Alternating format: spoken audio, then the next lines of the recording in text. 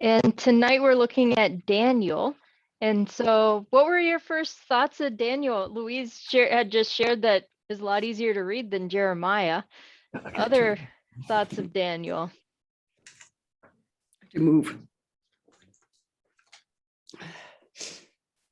Well, I didn't realize that there really there's the earlier parts that are the familiar stories, and then that there's this whole other part about the visions later on. For some reason, I just had never put those things together in my mind. Yeah, well, mostly whenever, like in children's Bibles or when Daniel's talked about, it's Daniel in the lion's den. And Yes. even the other stories we don't even talk about. It's just Daniel in the lion's den and not all the others. But yeah, Daniel is in two major sections. We have the first half is kind of around the court and the stories of Daniel and the visions that kings have and Daniel interpretation of those dreams. And then the second half is apocalyptic literature with a further vision. And so it's so it's an interesting collection of stories within Daniel. And in our Bible, Daniel's placed as part of the prophets, which is why we're reading it now. So we finished reading up Ezekiel, and now we're moving into Daniel because it's part of the prophets. But in the Hebrew Bible, it's part of the writings. So it's not as part of the prophets. I think it's an important distinction. It kind of changes how you're reading it, just like when you take a book from the library. If you got it from one section, it would read different than if you got it from the how-to section. That reads different than if you got it from the science fiction section. And so that it changes a little bit between prophets and writings, between the Christian and Hebrew Bibles. Daniel, one thing that's interesting about Daniel is that it's a bilingual book. We don't get that in English because it's all translated in English, but it's structured so that the first part's in Hebrew, the middle section's in Aramaic, and then it ends in Hebrew again. And so we've got two different languages as we are going through, and that's not just a particular copy. There were 8 copies of Daniel were found in the Qumran caves, and they had bilingual understanding, like writings within Daniel. So it wasn't just a particular copy, but that seems to be part of this book as it's been passed on. There's different understandings about why it's in Hebrew and Aramaic, as far as which parts were in Hebrew and Aramaic.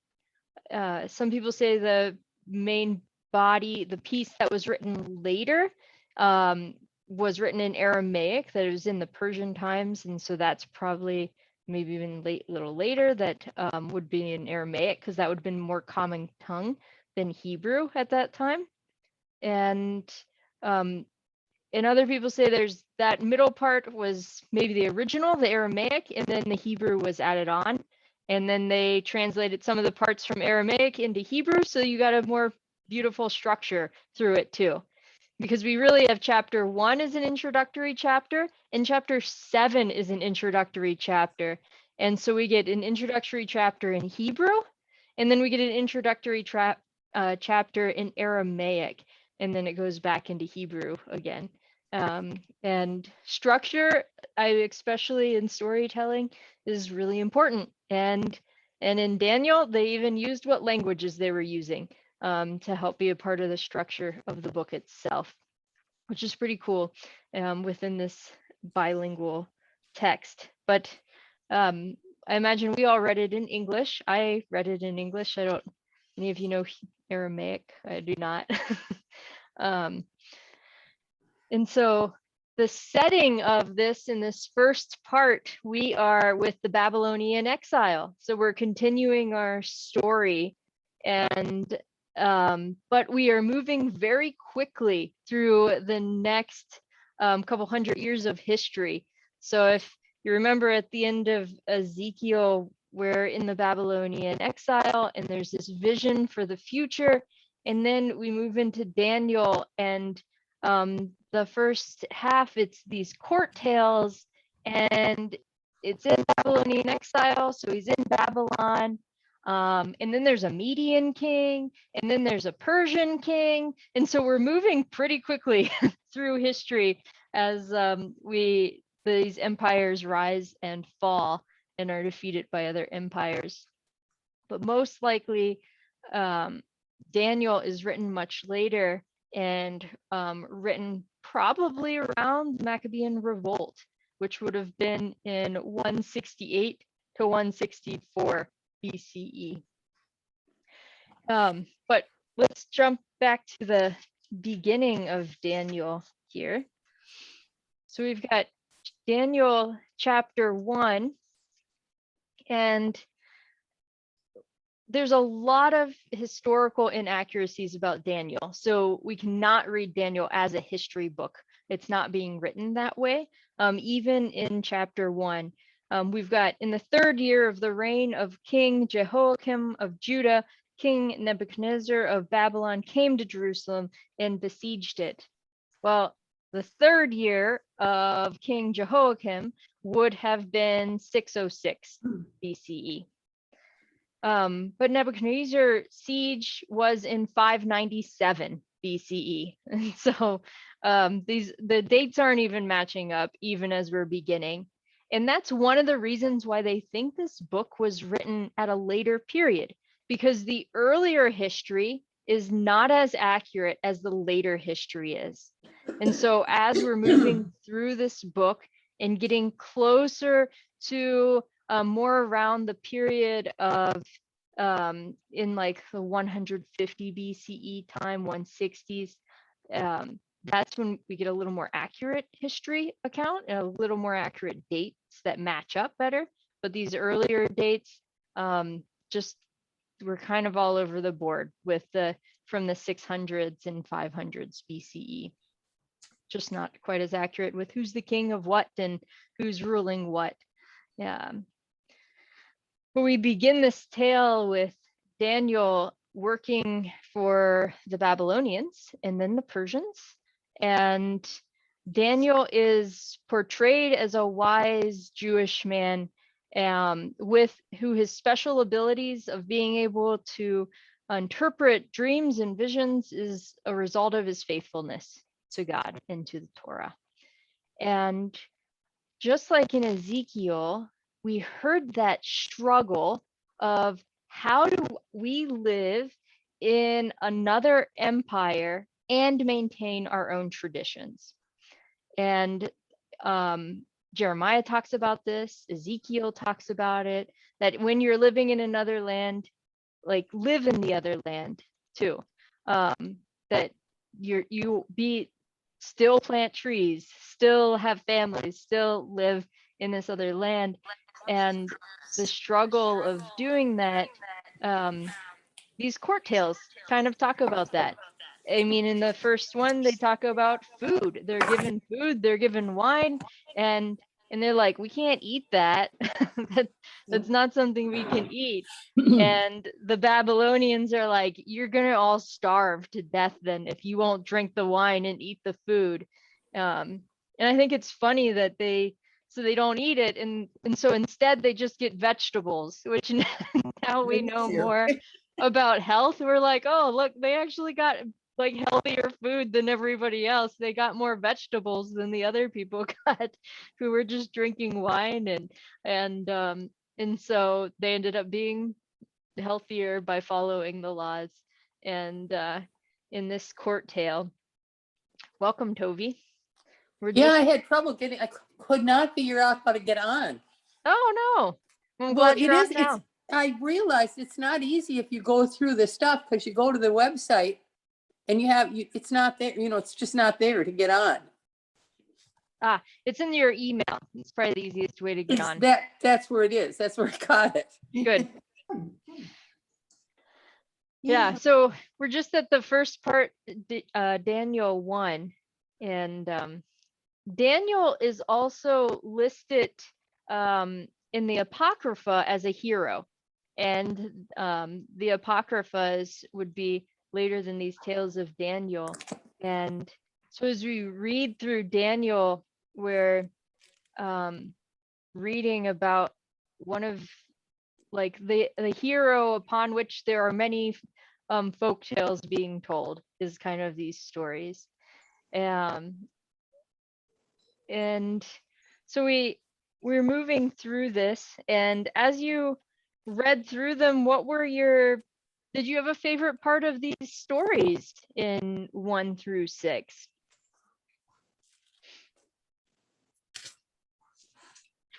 They each follow a kind of similar structure.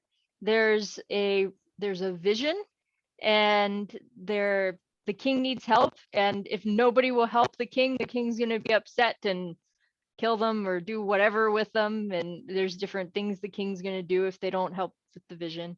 And then Daniel or some of his friends say, oh, we can help with that, and then interpret the vision.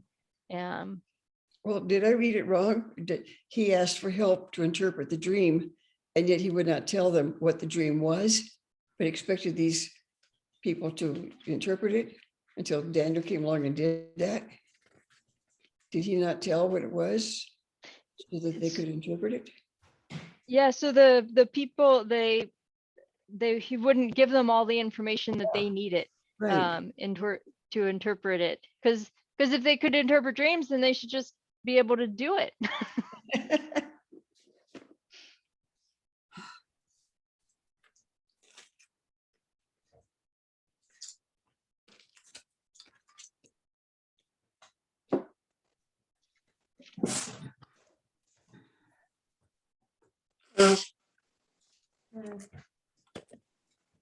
So yeah, so in chapter 1, let's just walk through this maybe. Chapter 1, we open up, and it's setting the scene of being in Babylonian exile and addressing this struggle of living in the Babylonian exile, but still following the laws of and their culture, and the struggle of doing that, especially when being in court, and the difficulties of living in court, being involved in politics of the time, and with people who don't believe the same thing.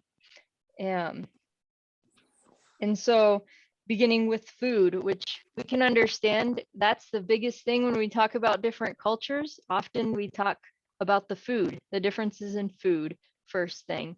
And that's has obviously been the same throughout history, for even it's told in this story in Daniel. And so, I was a and little then, bit, I'm sorry. go ahead, Luis. I was a little bit disturbed by something that brought back memories of another time. It's still in chapter 1. The king wanted young men that did not have any bruises or scars or anything wrong with their bodies. He wanted handsome, smart young men. Made me think of another time in our history. The Yeah. perfect Aryan race. Yep. Yeah. No, there's a lot of problematic issues as far as just the cultures in themselves and the empires. What is the, excuse me. Go ahead, Toby. Oh, one of the things that I put here, they had this, it's in, what is it? First chapter 17, I think. To these 4 young men, God gave knowledge and skill in every aspect of literature and wisdom.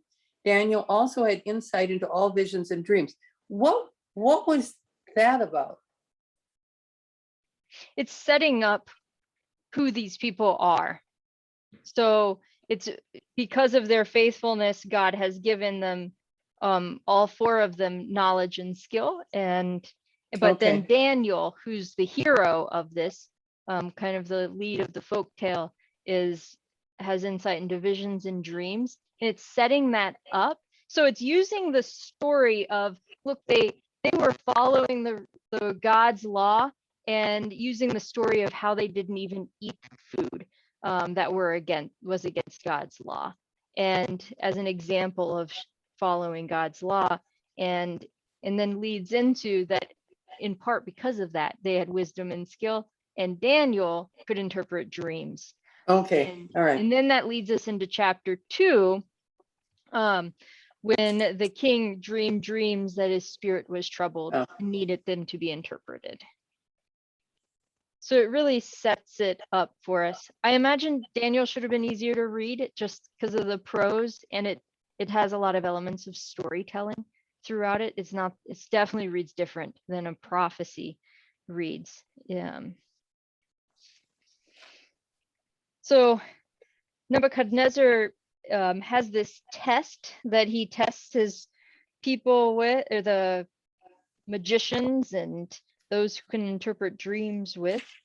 And nobody can do it except Daniel that is able to do that. Well, he says what he's going to do to them if they don't.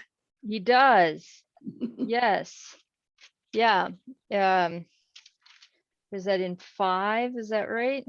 This is a public decree. If you do 6 or not tell 5, me yeah. both the dream and its interpretation, you shall be torn limb from limb, and your houses shall be laid in ruins.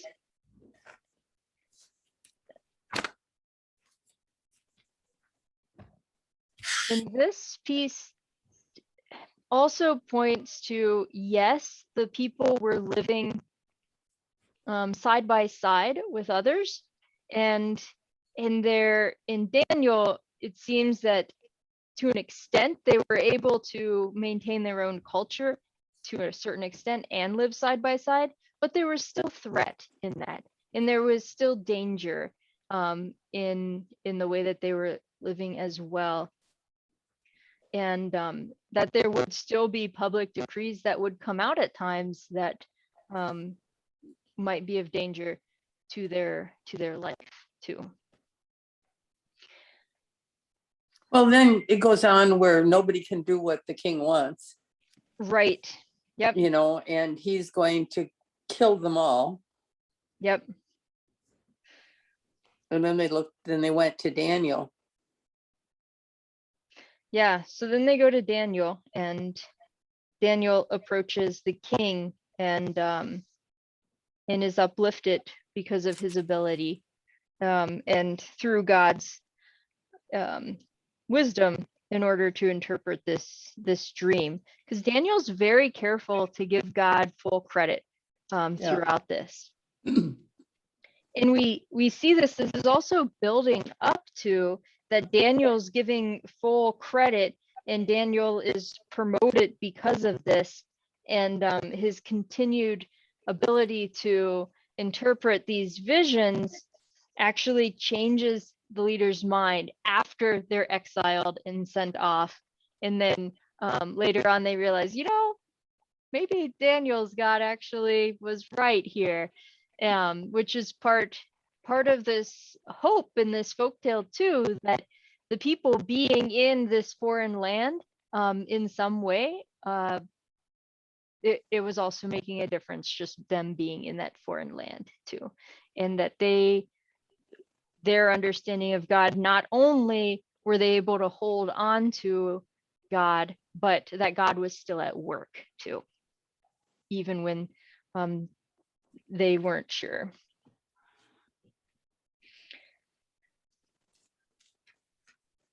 So then we get into more visions and moving through another division, Daniel's interpretation again. And we come to in 5, I'm kind of skipping, but we're going to watch a Bible Project video summarizing it too. In chapter 5, we hit another historical inaccuracy with Belshazzar. Belshazzar, who is proclaimed King Belshazzar and we understand of Babylon with the way it's being written, but he was never actually a king in Babylon. And so it's another historical inaccuracy that probably indicates that it was being written at a later period. Can we go back one place? Yeah. I don't know, I can't tell every chapter. Chapter 3. I found it interesting, the whole last of that. we have no need to present a defense to you in this matter. If our God with whom we serve is able to deliver us from the furnace, but if not, be it known to you, O king, we will not serve your gods and we will not worship the golden statue that you have set up. That's a direct challenge, isn't it?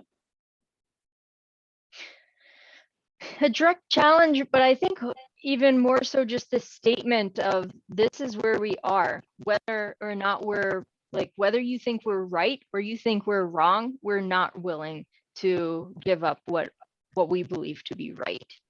Yeah, we will not serve the gods. Okay. Right, because they're also saying, if you throw us in the furnace and we're wrong, we're still not willing to change our minds on this. Okay. Which they would, in the story, the fire is so hot that it kills the people who throws them in, that there's no way they would survive from it.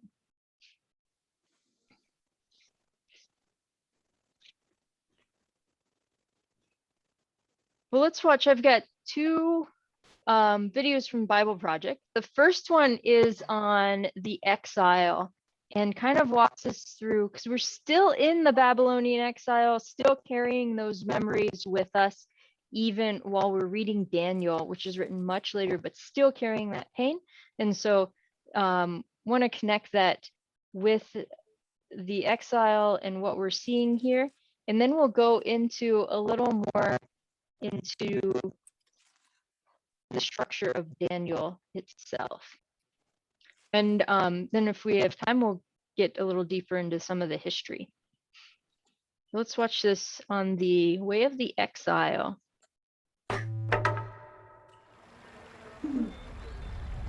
In the year 587 BC, the city of Jerusalem was attacked by the Babylonian Empire. And a year later, the city and the temple were plundered and burned. Thousands of Israelites were taken from their homes and relocated all over ancient Babylon. They became exiles. And so now they're a minority, surrounded by a new culture with new gods.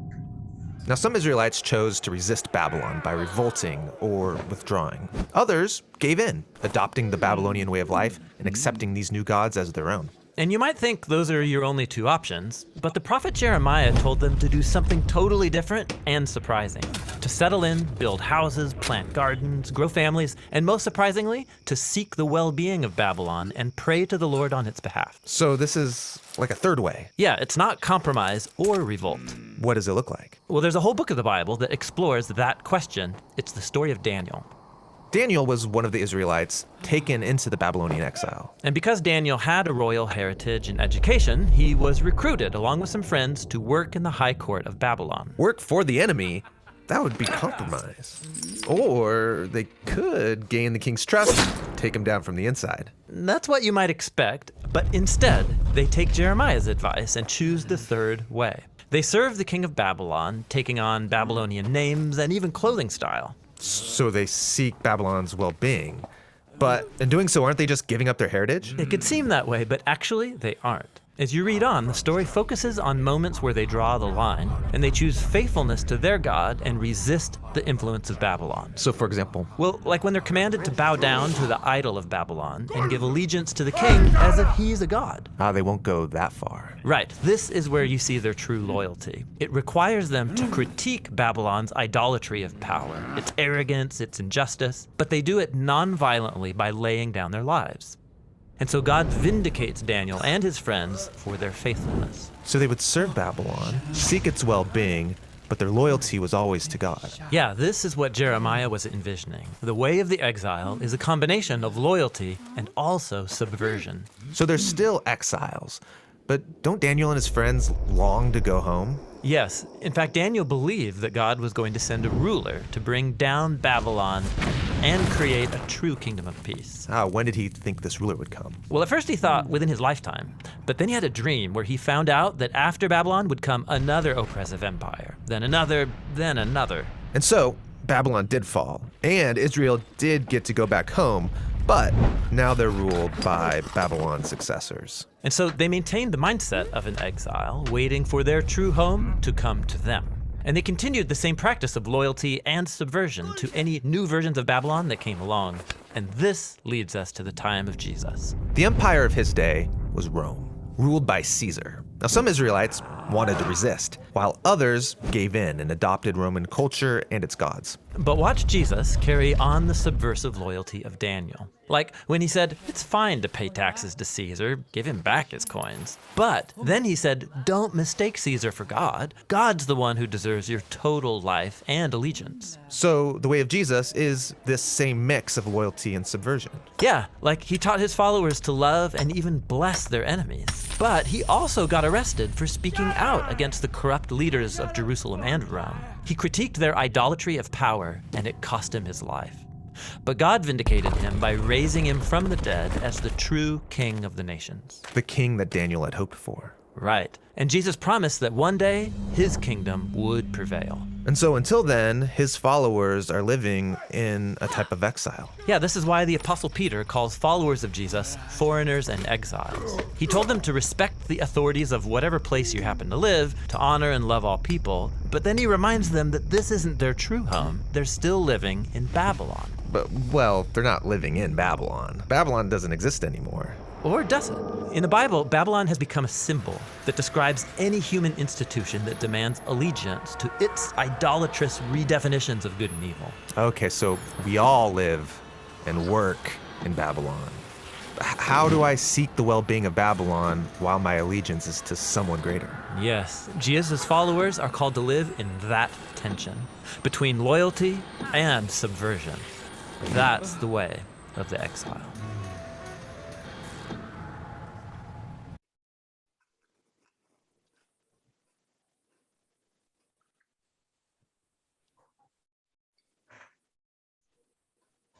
So that tries to bring it together a little bit of how much the exile is not just a turning point within the Bible, but in how important it was just to the formation of the theology and how it has continued to be used even as we understand when we get into the New Testament too, and studying that, remembering these stories. A lot of what Jesus does is takes these stories from the Old Testament and restates them in new ways so that people can hear them again. And that's what Daniel's doing. Daniel is taking the stories that we just walked through when we walked through with the other prophets and taking them and restating them for people. How do you live in exile? You remember the stories of the Babylonian exile. Remember when the Persians came and they were in power, and the Persians for the Israelites and the Jews was very much more accepting than the Babylonians were. For you had Cyrus the Great, and Cyrus the Great let them return to Jerusalem. Cyrus the Great allowed more religious freedom. It was a very hands-off approach as far as different kingdoms, let them have their own cultures. But then after the Persians were defeated by Alexander the Great, and who defeated Darius of Persia. And Alexander the Great, that was a whole nother empire. And after his death, if you remember your histories, the generals divided up the conquered lands of Alexander the Great. And then you had a variety of empires or conquered lands underneath ancient Greece that had slightly different rules. Some of them were much more oppressive. And for the Palestinian Jewish community, they were receiving a lot of oppression, extra taxes. There was religious persecution. They did not receive the same acceptance that the Persians were giving. You had, as the ruler in the area, would have been potentially during the time of the writing of Daniel, would have been Antiochus the Fourth, Epiphanes, and who was also named the Mad, was his nickname, just because of who he was. And then you had the Maccabean Revolt, in which they were revolting against the persecution that they were receiving. And so you had these stories of the people in exile before. They had returned to Jerusalem, And we're thinking things would be great. And we remember back in the prophets, in the histories, they came back and things weren't as great as they thought they were going to be, because there was still pain, there was still division. But then more empires came around and they realized, in a way, we're still living in exile and we need stories. We need God to help lead us through this. And that is part of what the role of Daniel, the stories with Daniel, became. So let's go into the structure here of Daniel.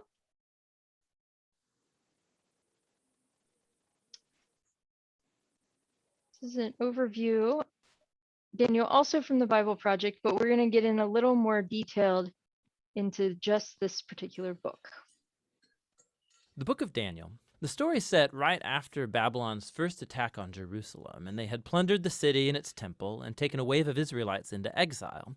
Among them were 4 men from the royal family of David: Daniel, who's later named Belteshazzar, and his 3 friends who you probably know by their Babylonian names, Shadrach, Meshach, and Abednego. This book tells of their struggles to maintain hope in the land of their conquerors. The book's design seems pretty simple at first. Chapters 1 through 6 contain stories about Daniel and his friends in Babylon, while chapters 7 through 12 contain the visions of Daniel about the future. But this 2-part shape is made even more interesting by another design feature, and that's the book's language. It begins in Hebrew, the language of the Israelites, but chapters 2 through 7 are written in Aramaic, a cousin language to Hebrew spoken widely among the ancient empires. But then in chapters 8 through 12, it goes back to Hebrew. This design shows how chapters 2 through 7 are a coherent section, but it also highlights the importance of chapters 2 and 7 for understanding the later chapters of the book. Let's just dive in. Chapter 1 introduces the basic tension of the first half of the book. Daniel and his friends, they're really wise and capable, and they're recruited to serve in the royal palace of Babylon. But they're pressured to give up their Jewish identity by living and eating like Babylonians and violating the Jewish food laws found in the Torah. So they refuse, and they choose faithfulness to the Torah, and it puts them in danger. But God delivers them, and they end up being elevated by the king of Babylon. After this begins the Aramaic section, which you'll see has this really cool symmetrical design. So first, the king of Babylon has a dream that, it turns out, only Daniel is able to interpret. It's about a huge statue made of 4 types of metal, and it symbolizes a sequence of kingdoms, and the head is Babylon. But then a huge rock comes flying in, and it shatters the statue, and it becomes this huge mountain. Now, this dream is the first of many symbolic visions in the book, and this one introduces the basic storyline of them all. Daniel says that the statue represents a train of human kingdoms following from Babylon, and they will all fill God's world with violence. But one day, God's kingdom will come and will confront and humble the arrogant kingdoms of this world and fill the world with the healing justice of God's reign and rule. After this, chapter 3 tells the famous story of Daniel's 3 friends who refuse to bow down and worship a huge idol statue, which, like the statue in chapter 2, represents the king and his imperial power. And so the friends are persecuted. They're thrown into a fiery furnace, but God delivers them from death, and they're exalted by the king, who now acknowledges their God as the true one. After this come a pair of stories about 2 Babylonian kings, the father, Nebuchadnezzar, and then his son, Belshazzar. They're both filled with pride because of their imperial power, and so, like in chapter 2, God warns them both through dreams and then visions, which, also like chapter 2, only Daniel can interpret. He says that both kings are to humble themselves before God, and both kings arrogantly resist. So Nebuchadnezzar is stricken with madness. He becomes like a beast in the field. But then he humbles himself before God, and his humanity returns to him. He's restored as king. This is in contrast with his son, Belshazzar, who doesn't humble himself before God, and he's assassinated that very night. Now, these 2 stories draw this imagery from Genesis chapters 1 and 2 and Psalm 8, where humans are depicted as the royal image of God. He's given them authority to rule over the beasts of the field and the birds of the air on behalf of God, who is the world's true king. But when human kingdoms forget that, when they rebel and make themselves and their power into a god, they become less than human, like violent beasts who will face God's justice. Which brings us to chapter 6, the pair of chapter 3. And this time it's Daniel who's being persecuted because he refuses to pray and worship the king as a god. And so, like the friends, he's sentenced to death and he's thrown into a lion's den. But God delivers him from the beasts, and like the friends, the king exalts Daniel and praises his God, which brings us to chapter 7. It's the pair of chapter 2 and the center of the book where all its themes come together. It's another dream, but it's Daniel's this time. And ironically, he can't understand the dream until an angelic messenger explains it to him. He sees a series of 4 beasts, one like a lion, then like a bear, then one like a winged leopard, each of these symbolizing an arrogant kingdom. And last of all is a super beast, identified as a really evil empire. And it has lots of horns, a common symbol for kings in the Old Testament. And there's one specific horn who is an image of an arrogant king who exalts himself above God and persecutes God's people. Now they are symbolized by a figure called the Son of Man, who's an image for both God's covenant people, but also for their king from the line of David. But then all of a sudden, God, who's called the Ancient of Days, comes and he sets up his throne. He destroys the super beast and he exalts the Son of Man on the clouds, where he comes up to sit at God's right hand and share in God's rule over the nations. We can look back now and see how all of these stories in the first half fit together. The 3 stories of faithfulness despite persecution, these are meant to offer hope to God's suffering people among the nations. But they suffer because human kingdoms have rebelled against God and have become beasts. And so these visions encourage patience, that God's people are to wait for him to bring his kingdom and rule over our world and vindicate his suffering people. But it raises the question about when God is going to do that, and that's what these final 3 visions set out to explore. In chapter 8, Daniel has another vision about the final 2 beasts of chapter 7, but this time they're symbolized by a ram, who we're told is an image of the empire of the Medes and Persians, and then by a goat, who's an image of ancient Greece. And out of the goat come a whole bunch of horns, one of which symbolizes the evil king from chapter 7.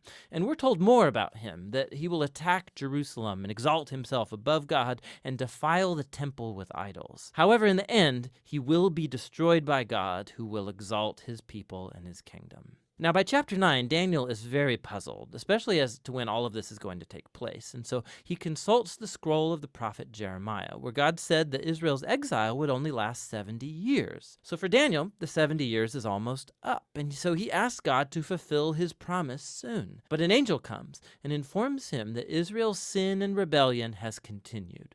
And so their time of exile and oppression will continue on 7 times longer than Jeremiah envisioned. Daniel is deeply disturbed by this, and he has one final vision. We're shown the same sequence of kingdoms. It's Persia, then Greece, and Alexander the Great, followed by lesser kings, all leading up to this final king of the north, who will invade Jerusalem, set up idols in the temple, and exalt himself above God. But then, all of a sudden, this king comes to ruin. Now, there's been endless debate about what all of these visions refer to. Many see a clear connection to the exploits of the Syrian king Antiochus in the 160s BC. He killed many faithful Jews in Jerusalem and set up idols in the temple. Others think it points forward to the Roman Empire's role in the execution of Jesus and the destruction of Jerusalem and the temple in AD 70. And still others think it will be fulfilled in future events that have yet to happen when Jesus will return. Now the problem is that the symbols and the numbers, they don't quite match any of these views perfectly. But it opens up the possibility that in a sense, they are all right. The book of Daniel has been designed to offer hope to all future generations of God's people. It did so in the days of Antiochus's empire, and it has ever since. This is why Jesus could use imagery from Daniel to describe and confront the oppressive leaders he confronted in Jerusalem. This is why John, the visionary who wrote the Revelation, could adapt Daniel's visions and apply them to Rome of his day and also all future oppressive empires. And so the point of Daniel is that all generations of readers can find here a pattern and a promise. It's a pattern that human beings and their kingdoms become violent beasts when they glorify their own power, when they redefine right and wrong, and don't acknowledge God as their true king. But Daniel also holds out a promise that one day God will confront the beast. He will rescue his world and his people by bringing his kingdom over all nations. And so for every generation, this book speaks a message of hope that should motivate faithfulness. And that's what the book of Daniel is all about.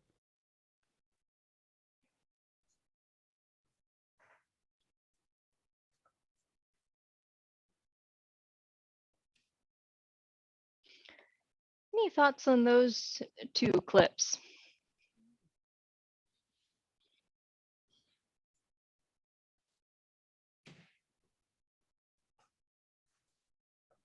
As they pointed out, scholars don't all agree on what the visions of Daniel mean and what they are pointing to. And just as the people of when they heard the prophets speak didn't always agree with what do these prophets mean, and but finding ways that how can they speak to us even if we don't know exactly what they meant or what they were speaking towards or a particular event, there can still be wisdom within that can be learned from it. Just as when we tell stories, there's things that we can pull from it. When we hear other people's stories, there's things we learn from other people's stories, even if we don't have the exact same thing happening in our own lives.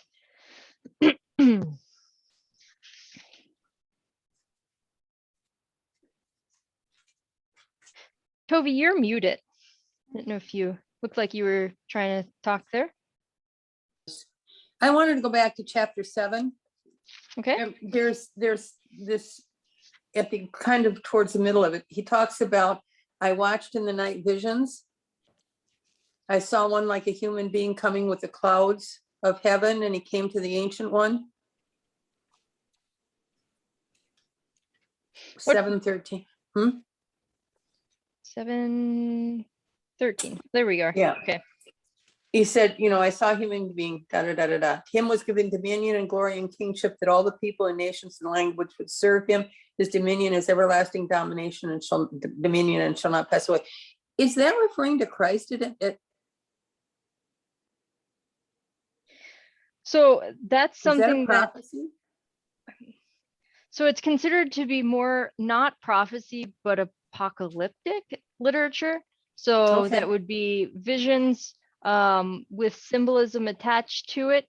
Would it be prophecy? As it's debated, what is that pointing towards? Throughout history, people have said it's pointing towards a different thing.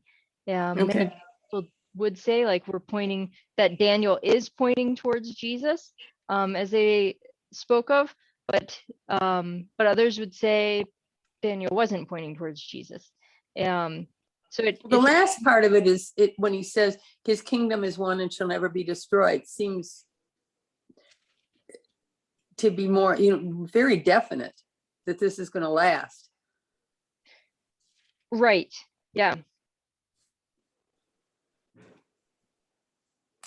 And Jesus picks up on that, and that is used in the gospel. The gospel writers use some of that same language to say these stories and the prophecies that were in the Old Testament do point towards Jesus. And this is one of the ways that they build that solid connection throughout.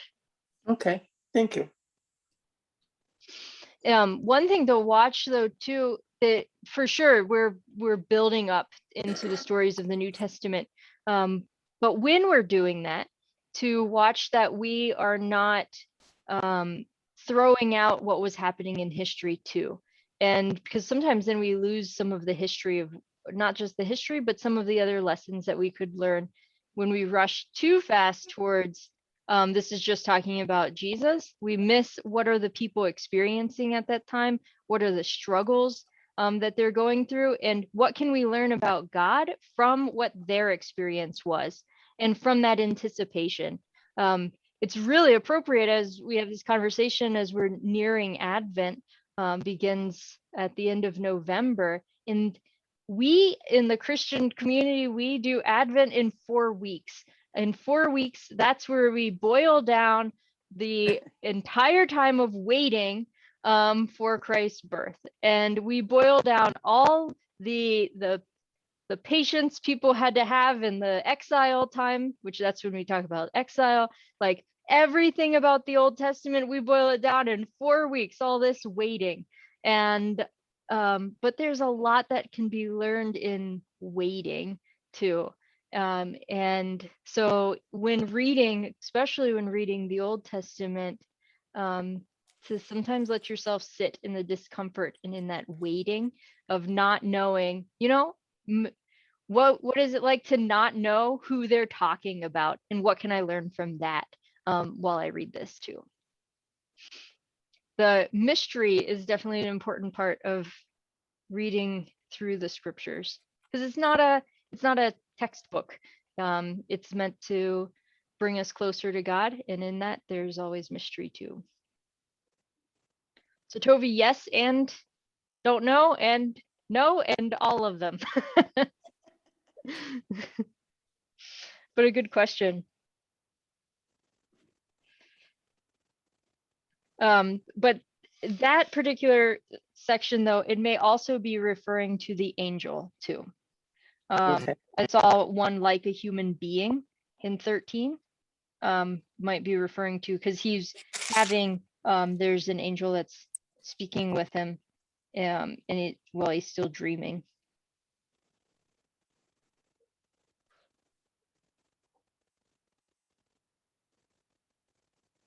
But it definitely goes on beyond that. Other things that came out at you?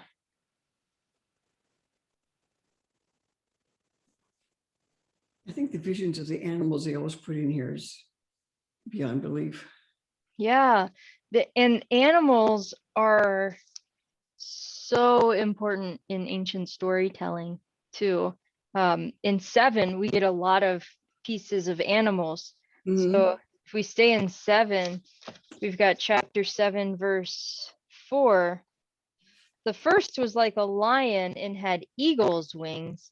Then as I watched, its wings were plucked off, and it was lifted up from the ground and made to stand on 2 feet like a human being, and a human mind was given to it. So the beast with eagle's wings would have been a creature that probably represented the Babylonian Empire. And so they're using animal imagery that would have been connected with some different empires in the past. And then we get into 5. Another beast appeared, a second one that looked like a bear. It was raised up on one side, had 3 tusks in its mouth among its teeth, and was told, "Arise, devour many bodies." This is probably the Median Empire that's being represented. So after the next empire to come, we're hearing about these 4 empires throughout Daniel. What did it have its mouth in its mouth in your It's version? tusks. So it had its teeth, but then it had tusks coming out of its mouth too. Okay, this one said it had 3 ribs in its mouth. Okay, So I'm just playing with words here. yeah. Between its teeth. 3 ribs in its mouth between its teeth. Yeah, I've got an alternate word too in the Hebrew.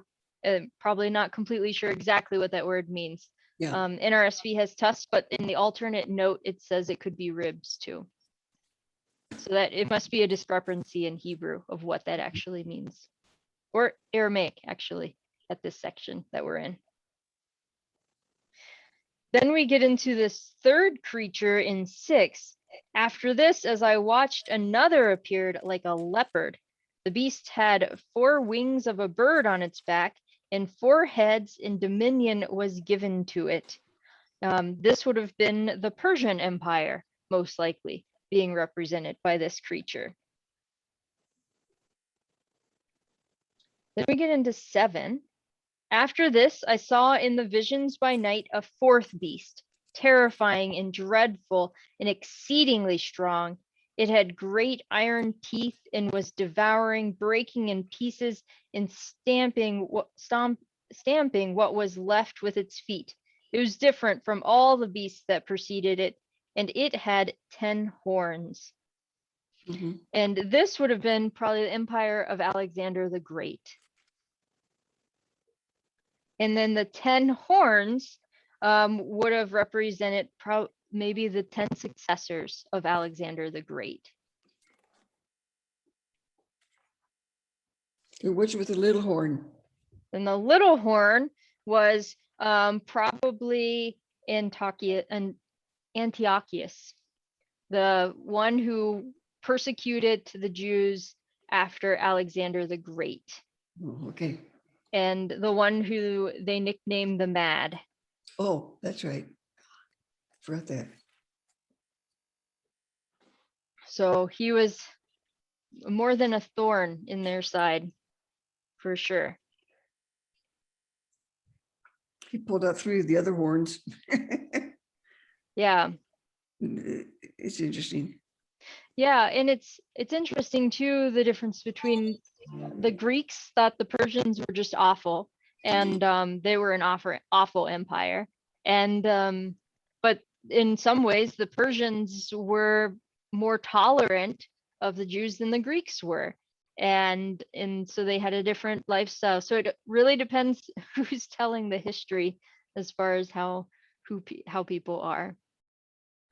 In here, as we read in Daniel, the Greeks and the Greek Empire was not good for the Jewish people.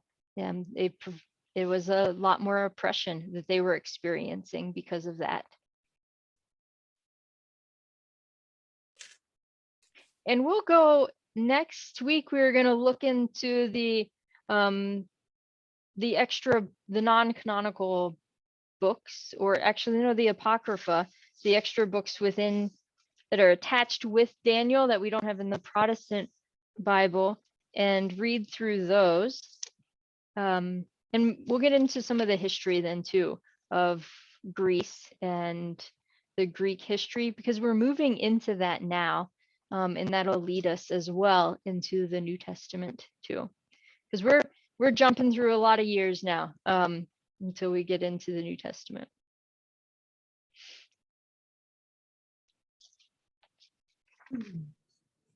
But you can find lots of studies anytime you have apocalyptic literature. There's a lot of people try to find numbers. What does this mean? Is this prophecy for this time period or that time period, or the end of the world at this time or that time? And there's a lot of rabbit holes within there that you can get into too. And it's interesting to do and to see how does this connect, but it also means there's a lot of discrepancy about what do these pieces mean, and scholars throughout time have changed what does what mean at different periods.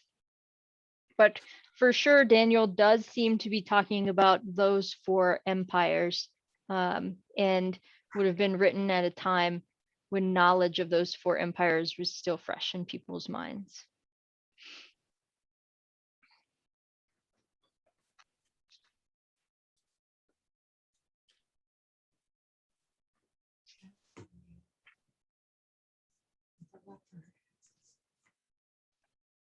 Okay.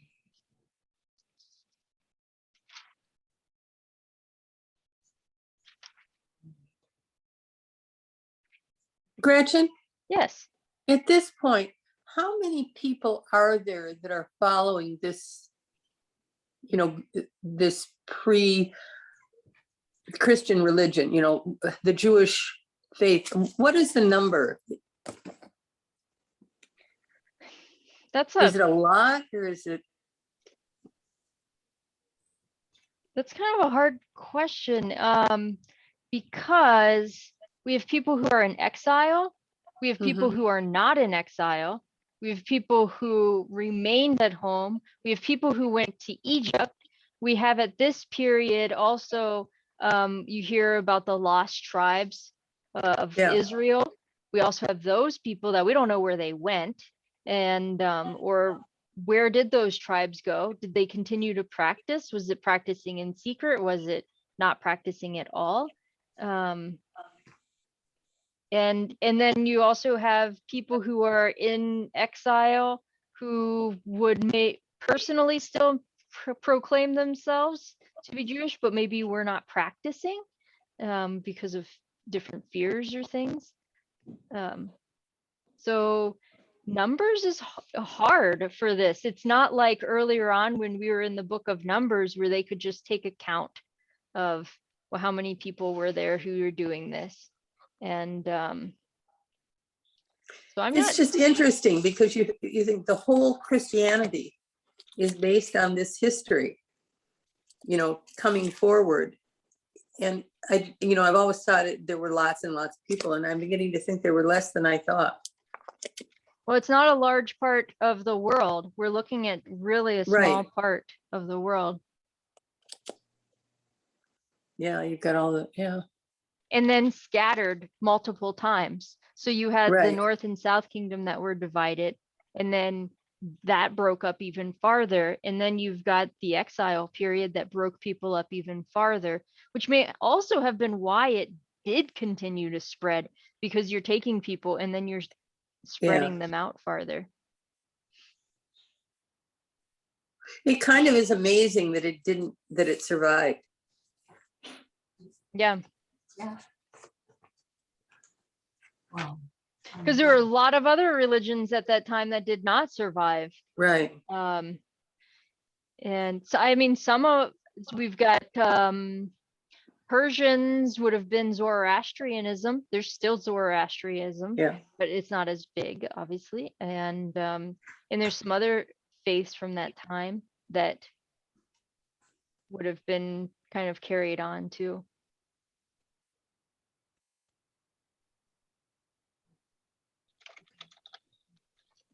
But I don't know how many people. That's I don't know if scholars have kind of estimated that number of people and what that would be. I'm not really sure.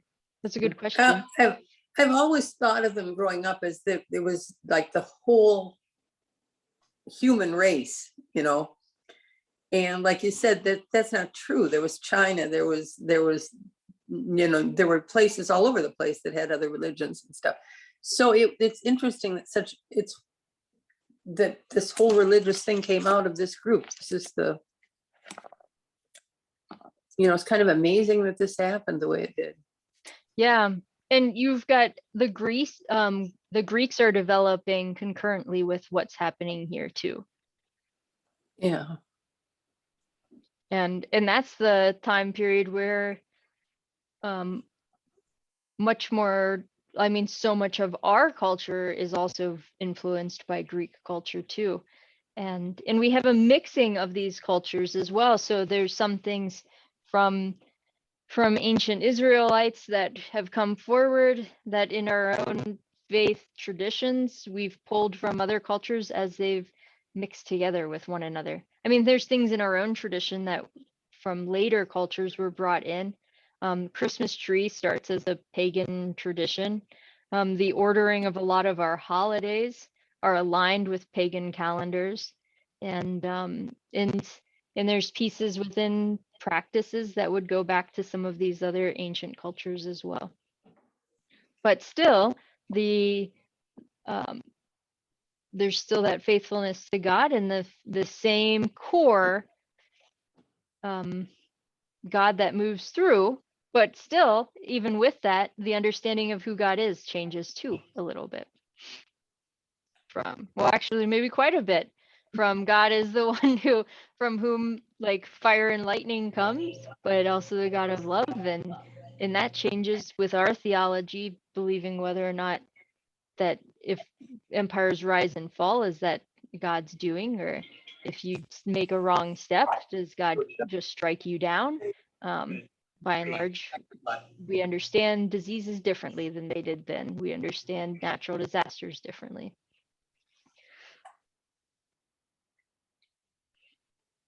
We got a lot bigger than Daniel, but Daniel leads us to a lot bigger place, I think. For the coming up next. So,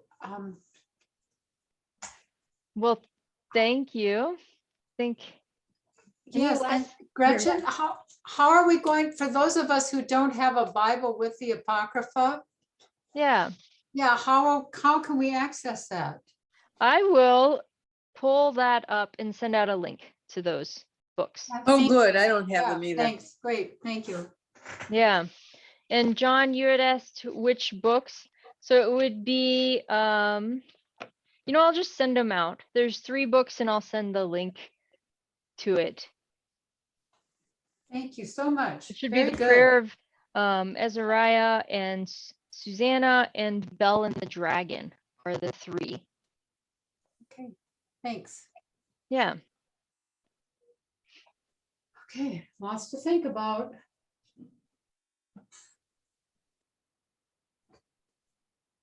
So we'll look at those three next week and some history, jump into history of the Greeks too. And then that'll lead us into the New Testament that will start after that. So far you've read the entire Old Testament now, because now Pretty close. we're doing some apocryphal books. So you have read the entire Old Testament now as far as the Protestant Old Testament goes. Well, thank you. Yeah.